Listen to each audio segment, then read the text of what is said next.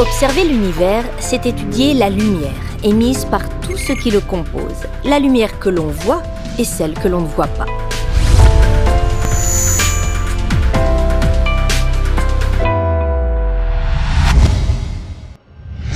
Chaque élément de l'univers, étoiles, poussière, gaz interstellaire, planète, le vase de Chine de Mamie Georgette et même Mamie Georgette, chaque corps émet ou réfléchit une lumière, ou plus exactement un rayonnement électromagnétique. Il a la forme d'une onde, caractérisée par sa longueur et donc sa fréquence. Plus la longueur est grande, plus la fréquence est basse, et vice-versa. Observer l'univers, c'est collecter et capter ces ondes, dont la longueur diffère selon la température du phénomène ou du corps observé. Le Soleil, 6000 degrés à sa surface, rayonne, il émet des ondes électromagnétiques. Jupiter, là aussi, émet et réfléchit des ondes. Hélas, cette étoile-là. Quoi? Vous ne voyez rien? Eh ben moi non plus, et c'est normal. Attendez, voilà. Et il s'agit d'une géante bleue, une étoile extrêmement chaude, à plus de 25 000 degrés. Oui, selon les lois de la physique, le bleu c'est chaud et le rouge c'est froid. Donc, cette géante bleue émet ainsi principalement des ondes dont la longueur est petite, de l'ordre de la dizaine de nanomètres, des ondes invisibles à nos yeux. Nos yeux ne sont capables de capter qu'une infime partie du spectre de l'ensemble de ces ondes, entre 0,4 et 0,8 micromètres de longueur.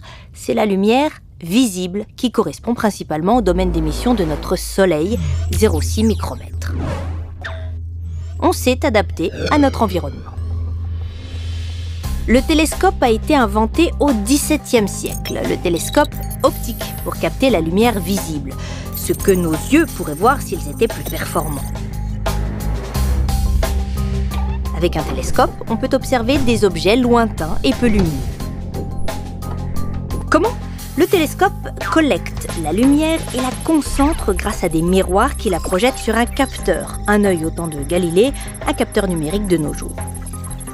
Le principe de fonctionnement du télescope n'a pas changé, même si les instruments ont gagné en performance. Par exemple, grâce à son miroir de 40 mètres de diamètre, le futur télescope européen ELT pourra collecter d'infimes ondes qui ont été émises à des milliards d'années-lumière de la Terre. Et depuis les années 60, on envoie des télescopes dans l'espace pour observer l'univers. Car les télescopes spatiaux travaillent en continu, alors que sur Terre, les observations sont rendues difficiles par les nuages, les perturbations de l'atmosphère, la rotation de la Terre et l'arrivée du Soleil tous les matins. Oh ben non! Mais au fait, que regarde-t-on avec les télescopes optiques ? Planètes, exoplanètes, étoiles, astéroïdes, nébuleuses, galaxies. Les télescopes nous permettent soit de découvrir des objets que l'on n'attendait pas, soit de confirmer leur existence prédite par le calcul. Hubble a permis de déterminer la taille et l'âge de l'univers. Le satellite européen Gaïa a lui produit la carte d'identité détaillée de 2 milliards d'étoiles, photos comprises. Mais les télescopes optiques, comme nos yeux, ont leurs limites. Regardez par là vers le centre de notre galaxie. Que voyez-vous ? Des poussières. Et derrière, nos yeux ne peuvent pas traverser ces poussières. Et les télescopes optiques qui captent la lumière visible, non plus. Mais si nous changions de type de télescope ?